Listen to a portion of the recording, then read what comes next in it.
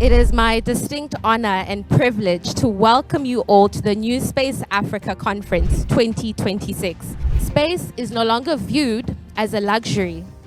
It is a necessity for economic growth, resilience, and sustainable development.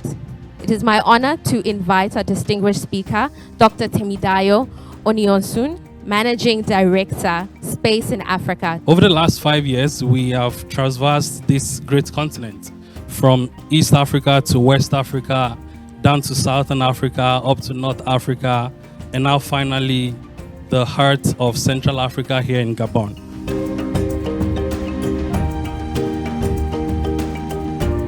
Please join me in welcoming Young African Space Professionals Award presentation presented by the African Space Agency. The continent is building coordinated and impactful space ecosystem.